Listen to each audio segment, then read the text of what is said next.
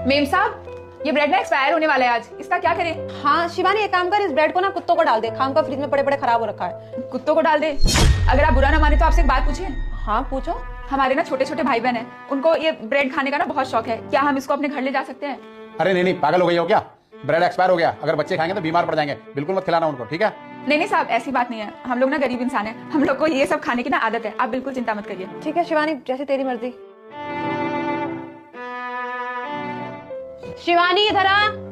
जी ma'am साहब। तू एक काम कर, ये कपड़े ले जा और बाहर फेंक दे, कोई ना कोई उठा ही लेगा इन कपड़ों को। मेम साहब, लेकिन ये तो सारे नए के नए कपड़े लग रहे हैं, आप इन्हें फेंक रहे हैं? हाँ यार, मैं ना एक बार से ज्यादा ना दोबारा कपड़े रिपीट नहीं करती, और वैसे भी ना मैं कल ही शॉपिंग करके आई हूँ और मुझे अपनी वार्डरोब में ना न्यू कलेक्शन चाहिए और मैं इन कपड़ों से ना बोर आ चुकी हूँ। तो एक काम कर, तू उसे फेंक दे, कोई ना कोई उठाई लेगा यार, खाम का स्पेस घेरे अलमीरा का। मेम साहब, आपको पता है हम लोगों को ना नए कपड़े पहने हुए पता नहीं कितने साल हो गए, और ये तो नए के नए कपड़े हैं, हम और हमारी बहन इन्हें पहन के बहुत खुश हो जाएंगे।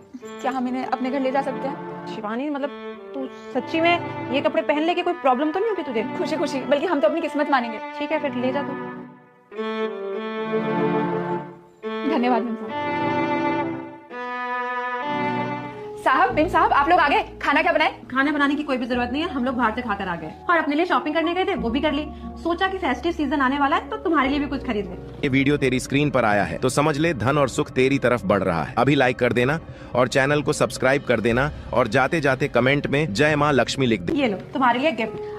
Happy new year, merry Christmas, thank you so much.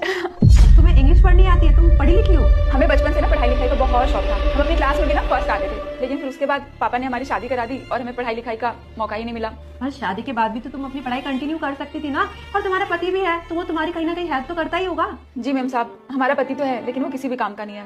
शादी के बाद वो बहुत अच्छे थे, सारा काम करते थे, बहुत ध्यान भी रखते थे हमारा, लेकिन उसके बाद पता नहीं वो धीरे धीरे बदल गए, शायद किसी बुरी संगत में फंस गए। अब घर की सारी जिम्मेदारियां ना हमारे ऊपर ही है, और आपको तो पता है आजकल के टाइम पे महंगाई कितनी ज्यादा है, सारी चीजें हमें मैनेज करनी पड़ती है, घर का खर्चा, राशन, बिजली का बिल, आना जाना, और उसके बावजूद भी हमारी कोशिश ये रहती है कि जो भी दुख दर्द हमने सहा है ना, उन सबसे हम उभर पाए। और तुम ये काम क्यों कर रही हो? जैसा तुमने कहा तुम्हें पढ़ने लिखने का बहुत शौक है, किसी कंपनी में जाके अप्लाई भी तो कर सकती थी जहाँ पे तुम्हें ज्यादा सैलरी मिले। मेम साहब, आपको बताया तो हमें पढ़ाई लिखाई का सच में बहुत ही शौक था, लेकिन हमारे पास कोई ऐसी डिग्री नहीं है कि हमें कोई जॉब मिल पाए, और आजकल तो हर कंपनी ना एक्सपीरियंस मांगती है, डिग्री मांगती है, उसके बिना तो कोई भी कंपनी जॉब नहीं देती। तो बस इसीलिए हमें जो भी काम मिला हमने वही पकड़ लिया, और किस्मत के आगे तो भगवान की नहीं चलती, हम लोग तो फिर भी आम इंसान है, हमारी क्या ही चलेगी।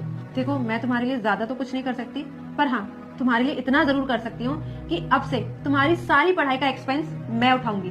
और हाँ, अब तो तुम्हें काम करे धक्के खाने की कोई भी जरूरत नहीं है, क्योंकि मैं तुम्हारी सैलरी बढ़ा रही हूँ। तुम आराम से यहाँ पे रहो, और हाँ बासा खाना खाने की बिल्कुल भी जरूरत नहीं है। जब तुम पापा और मेरे लिए खाना बनाती हो तो तुम उसमें से खाना खा सकती हो, तुम्हारा जो मन में आए वो तुम कर सकती हो, इसे तुम अपना घर समझ के रह सकती हो।